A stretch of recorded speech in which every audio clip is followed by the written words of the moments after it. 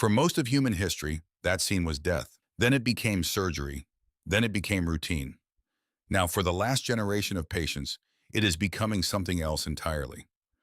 The last time a surgeon makes that first incision, scalpel to skin, pressure, resistance, breach, is closer than you think. Not decades away, not a century away. Within the lifetime of children already born, the ritual of cutting into a human body to heal it will end. Not because we gave up, because we got better. How did we get there? To understand where surgery is going, you need to understand what surgery actually is. At its core, it is the oldest hack in medicine. You cannot reach the problem from the outside, so you open a door, you go in, you find what is broken, you fix it, you close the door behind you. For thousands of years, that was the only option. And for thousands of years, opening that door killed almost as many people as it saved. Anesthesia arrived in 1846. Antiseptics followed. Antibiotics arrived in the 20th century. Each breakthrough made the door safer to open, but the door was still there.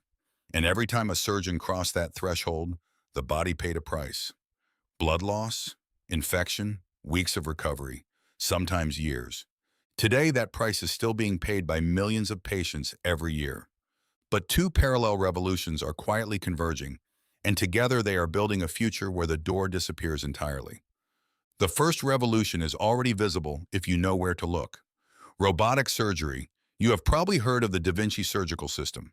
Since its FDA approval in 2000, it has been used in more than 10 million procedures worldwide. But the Da Vinci is not a robot in the way you imagine. It does not think. It does not decide.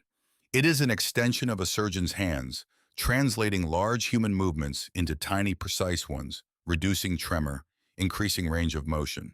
The surgeon still drives. The machine makes the drive smoother. That is the first generation. The second generation is already in trials.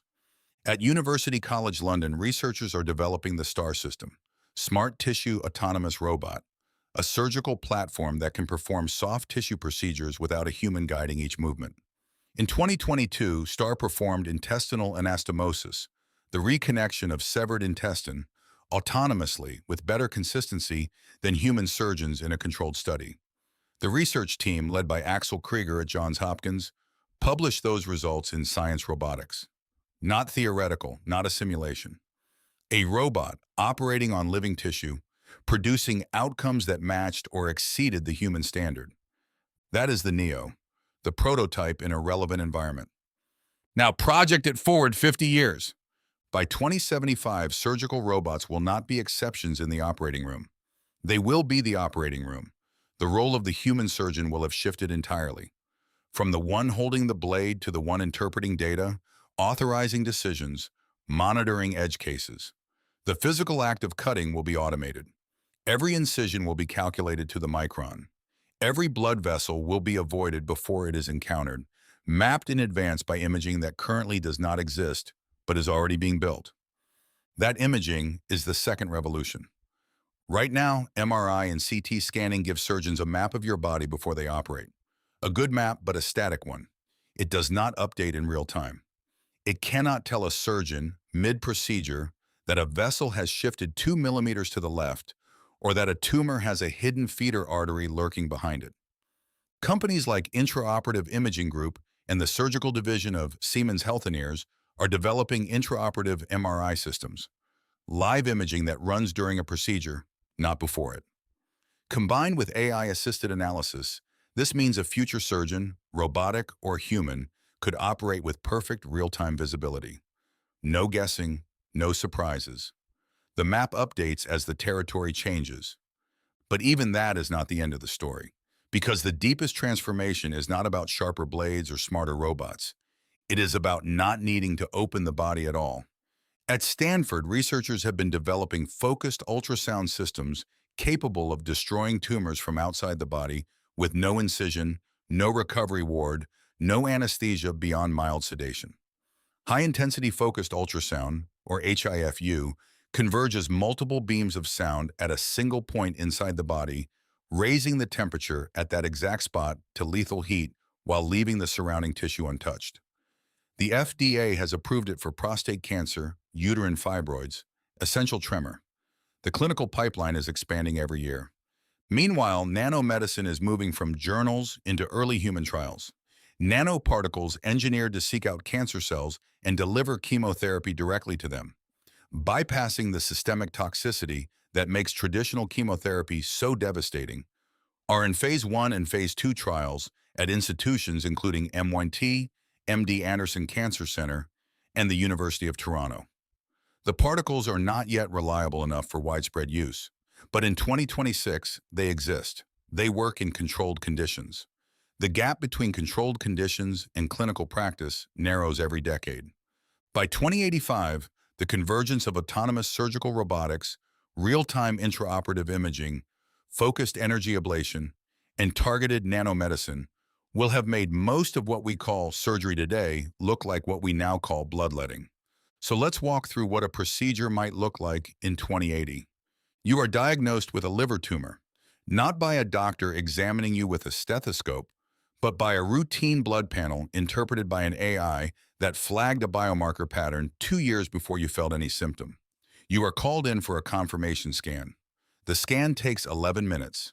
The AI generates a three-dimensional model of your liver, the tumor, and every blood vessel within 4 centimeters of it. A surgical AI reviews the model. A human physician reviews the surgical AI's recommendation. They agree on a focused ultrasound ablation protocol. You lie down, no gown, no IV. A device the size of a large briefcase is placed against your abdomen. You feel warmth, mild pressure. 40 minutes later, the tumor is thermally ablated at the cellular level. You drive yourself home. You are back at work the following morning. No blade ever crossed your skin. Here is the counterintuitive twist, though. The end of surgery does not mean the end of suffering. It does not mean the end of fear. And it does not mean the end of inequality. Every revolution in medicine has arrived unevenly. Anesthesia reached wealthy Western hospitals decades before it reached rural clinics in the developing world. Antibiotics saved millions in the 20th century and still failed to reach millions in the 21st.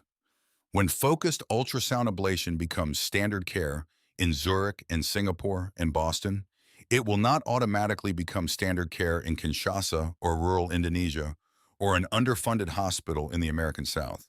The last time a doctor cuts open a human body will not happen on a single day. It will happen in stages, in waves, peeling back from the richest corners of the world toward the edges. For some populations, it may not happen within this century at all. That is not a reason to slow the revolution. It is a reason to build the distribution infrastructure at the same time as the technology. The body has always been a frontier. For the first surgeons who cut into it thousands of years ago, the act of opening a chest was not routine. It was terrifying. It was sacred. It was the edge of human knowledge pressed against skin and bone. You are lying on that same table.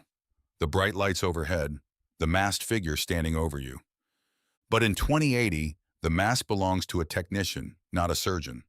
The tool in their hands is not a blade, and the door they are about to open into your body is not made of skin and blood. It is made of sound.